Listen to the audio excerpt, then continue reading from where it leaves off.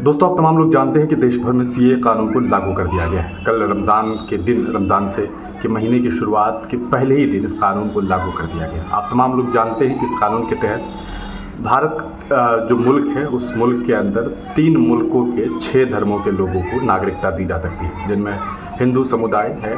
उसके बाद आप जानें तो जैन, बुद्ध, ईसाई, सिख और जो पारसी है, इन तमाम लोगों को भारत में नागरिकता दी जा सकती है। गैर मुस्लिमों को दी जा सकती है, मुसलमानों को नागरिकता देने की कोई बात नहीं कही गई है। इस कानून के लागू कर देने के बाद, नोटिफाइड कर देने के बाद देश में काफ़ी चर्चाएं हो रही हैं। लोग इसे एंटी मुस्लिम लॉ की तरह भी देख रहे हैं और कुछ लोग इसे सीधे सीधे एंटी कॉन्स्टिट्यूशनल लॉ भी बता रहे हैं। देखिए, अगर एंटी मुस्लिम है तो ऑब्वियस सी बात है कि एंटी कॉन्स्टिट्यूशनल होगा ही। कोई भी असंवैधानिक जो रूल और रेगुलेशन होता है या कानून होता है, वो बिल्कुल भी किसी भी इंसान पे लागू नहीं किया जा सकता है। अगर बात करें इस कानून को, तो इस कानून को बनाने का आधार धर्म है और ये बिल्कुल भी सही नहीं है। इस कानून को आप अकेले नहीं देख सकते। सीए के साथ साथ एनआरसी और एनपीआर एक बेहद घातक कानून है। इस पूरे मामले को लेकर के इस कानून के लागू होने के बाद देश के एक बहुत बड़े नेताओं में से एक असदुद्दीन ओवैसी ने इस कानून को लेकर के जो बात कही है वो सुनिए। कि CAA को आप सिर्फ CAA से नहीं, CAA को आपको NPR और NRC से जोड़कर देखना जरूरी है।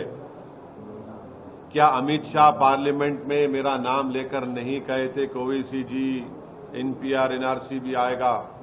क्या अमित शाह कई टीवी इंटरव्यूज में नहीं कहा था कि NPR NRC आएगा? जब CAB था,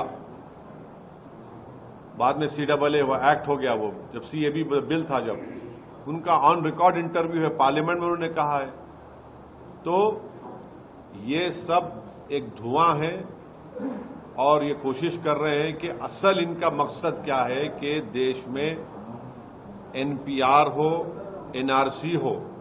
अब मिसाल के तौर पर आसाम में जो NRC हुआ, सुप्रीम कोर्ट मॉनिटर्ड, 1600 करोड़ रुपये उस पर खर्चा किए गए, 50,000 गवर्नमेंट एम्प्लॉयज ने काम किया और 19 लाख लोगों को कहा गया कि भारत के शहरी नहीं है, नागरिक नहीं है। अब मैं फिर से कह रहा हूं कि उसमें 10 से 12 लाख हमारे हिंदू भाई बहन का नाम नहीं आए। वहां के मुख्यमंत्री ये कह चुके हैं कि उन 10-12 लाख हिंदू भाइयों बहनों को बगैर डॉक्यूमेंट के CAA के तहत उनको सिटीजनशिप मिल जाएगी। अब जो 1 से 1.5 लाख जिन मुसलमानों के जहां नाम नहीं आए, वो तो एक्ट में नहीं आएंगे, CAA में, उनको तो फॉरेनर्स ट्रिब्यूनल जाना पड़ेगा। ये कौन सा इंसाफ है, बताओ। तो दोस्तों, सुना आपने, ये असदुद्दीन ओवैसी हैं जिन्होंने बताया कि किस तरह से इस कानून का, खास करके जो NRC को लेकर के जो असम में NRC करवाया गया था, उसका क्या कुछ रिजल्ट सामने आया था। 19 लाख लोग जो हैं वो समझिए कि उनके बारे में कहा गया कि वो भारतीय नहीं है, जिनमें लगभग 11-12 लाख लोग जो हिंदू धर्म के लोग थे, लेकिन उन्हें तो CAA के तहत जो है नागरिकता मिल जाएगी, लेकिन मुसलमानों को नहीं मिलेगी। हमने पूर्व के वीडियो में भी आपको यही बात बताई थी कि किस तरह से NRC के साथ अगर आप CAA को देखते हैं तो ये एक बेहद ही घातक कानून है। आप तमाम लोग अपनी राय कमेंट सेक्शन में जरूर दीजिएगा।